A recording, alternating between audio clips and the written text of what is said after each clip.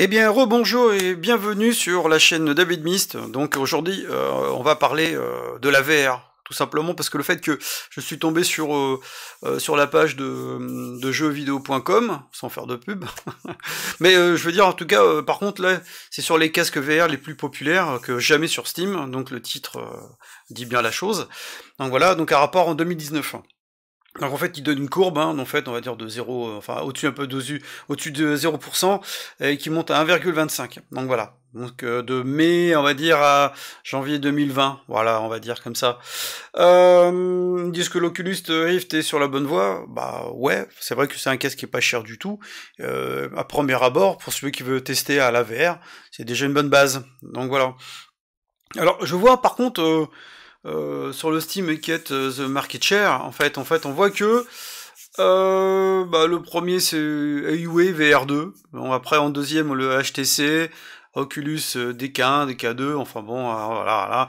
Enfin, on a tous les casques, hein, de toute façon, je vous mettrai la page quand même pour les voir. Donc voilà. Alors moi je veux faire un débat là-dessus, donc en fait, donc parce que les casques VR, on va dire ok, on va dire que c'est cher, ou alors parce que on a une vision pas très large, ou alors parce que c'est un peu flou, et puis ci, et puis ça, enfin bon voilà, moi ce que je vais faire un petit débat là-dessus, c'est pour dire que un casque VR, un minimum, c'est que faut savoir quand même le régler, déjà, et déjà au début, déjà du moins au départ, c'est de pouvoir le brancher parfaitement, donc voilà, qu'il fonctionne, qu'il soit bien reconnu par votre PC. Beaucoup se prennent la tête avec ça en disant voilà ouais moi ça manque, ça fonctionne pas, faut toujours faire des réglages. Bah oui, c'est vrai que sur les casques VR, surtout comme sur HTC, le Vive Cosmos, Valve Index, le Windows Mix Reality, Oculus Rift, enfin bon voilà tous, enfin HTC Vive Pro, je vais pas tous les déballer parce qu'il y en a quelques-uns quand même, mais c'est vrai qu'il faut pas oublier qu'il y a beaucoup de réglages à faire.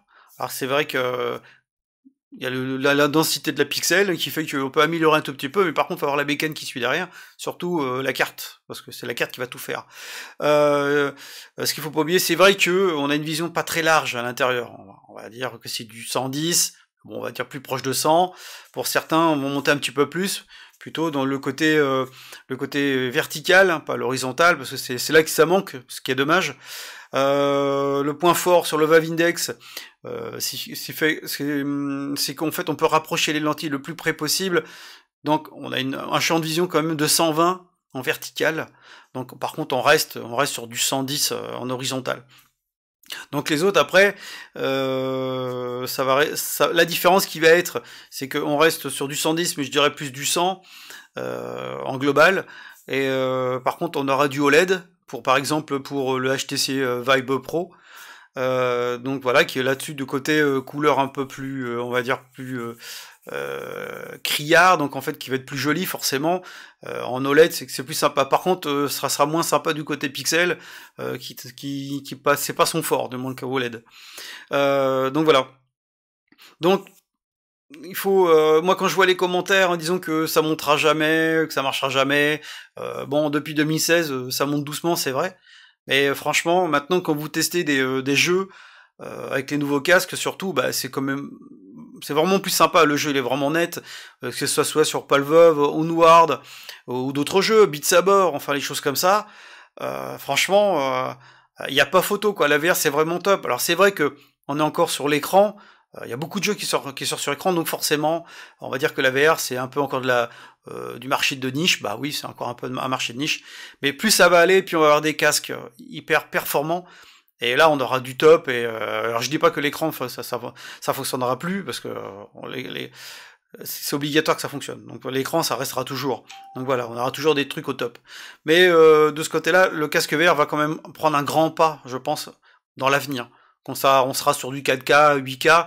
Alors attention, quand je dis 4K, c'est 2K, 2K de chaque œil. Et aussi, le 8K, par exemple, pour le Pimax, on dit ouais, oh là là, 8K, mais en fait c'est 4K, 4K. Là, je vous dis pas, faut quand même avoir la carte. Pour avoir vraiment du 8K, faut avoir vraiment la carte qui tourne derrière. Alors on peut avoir une carte minimum, donc, mais on n'aura pas une image au top si on a une grosse carte récente.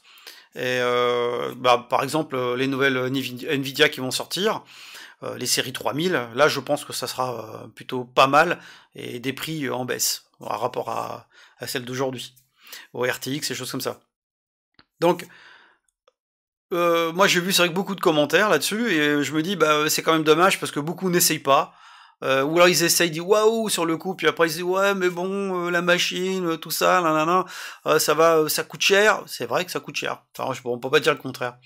Après, c'est vrai qu'il y a des réglages. Alors c'est vrai que si on n'y connaît pas grand-chose en informatique, bah, ça va être radical, hein. Ça va pas être top quoi.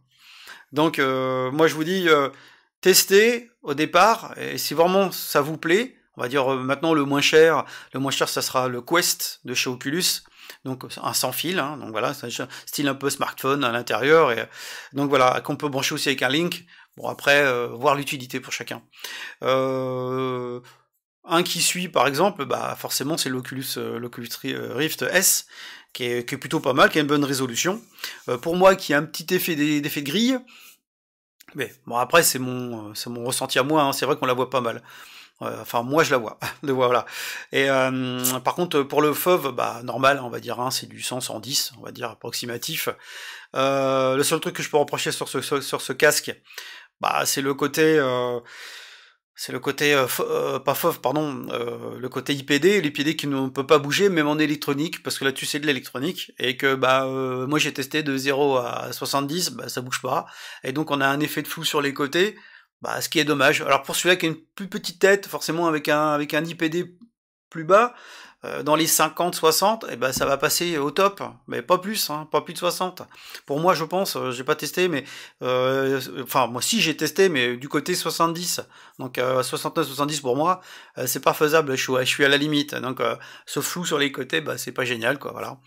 Mais par contre, je le recommande parce que c'est un casque qui est pas cher. Enfin entre guillemets, hein, pour chacun sa bourse, mais par contre c'est vrai qu'on peut jouer à pas mal de choses avec, donc c'est plutôt cool.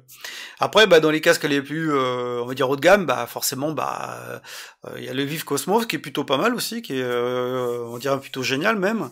Mais après, bon bah c'est l'effet des capteurs. Je pense que ça a été réglé depuis le temps. Enfin, j'espère. C'est par rapport au mouvement quand vous bougez le casque, vous avez plus ces capteurs qui sont en l'air, rapport à avant, comme le HTC Vive, qui fait que bah ça capte le casque, et par contre, bah vous pouvez bouger la tête dans tous les sens, ça fonctionne super bien. Après, il y a le HTC Vive Pro. Par contre, bah, là, il est pas mal. Celui-là, il est bien. Par contre, bon, bah, très cher, forcément, et qui reste encore très cher même. Par contre, celui du OLED, hein, c'est ce que je disais tout à l'heure, en rapport au pixel. Et puis le Valve Index. Alors le Valve Index, bah, là, c'est génial. Donc là, c'est le summum. Hein, donc on voit pratiquement pas les pixels, on va dire du moins l'effet de grille. Donc c'est presque lisse, quoi, on va dire. Bon, par contre, ça manque toujours de vision de loin dans tous les casques, hein, donc voilà, ça change pas. Mais il est vraiment au top. Pour moi, c'est ce qu'il y a de mieux. Enfin, après, je dis pas que les autres sont pas bien, hein, mais après, chacun trouvera son goût. Et donc voilà. J'oublie pas aussi forcément les Windows Mixed Reality, qui sont pas chers du tout, et pour débuter, c'est vraiment bien. Un d'occasion, vous en prenez un, allez à 150 €, puis le tour est joué, quoi, voilà, tout simplement. Et comme ça, vous pouvez tester, pas cher. Bon, c'est le seul truc, c'est les capteurs avec les manettes qui sont pas géniaux, on va dire. Donc voilà. Alors donc là, moi, c'était mon avis, hein, donc voilà. Donc après, bon bah si je regarde un petit peu les commentaires, hein, donc voilà. Donc la VR, c'est comme la 3D, la télé, bah ça va bider. Voilà, c'est ce qu'on entend tout de suite, hein. Bah écoutez, bah non. Franchement non, ça bide pas, parce que moi, il y a quelques années, j'ai revendu mon HTC, et puis bah là j'en ai repris un autre. Donc voilà, donc c'est que ça fonctionne très bien, justement, on y croit, on y croit, on y croit. Et d'autres, heureusement qu'il y en a d'autres qui y croient justement au VR. Donc voilà. Donc chacun a son opinion là-dessus. Moi, je dis que c'est quelque chose qui va monter, qui va encore monter, et les jeux vont exploser. Donc voilà, ça, c'est de ce côté-là, c'est le top. Donc déjà Beat Saber qui fait un carton, voilà.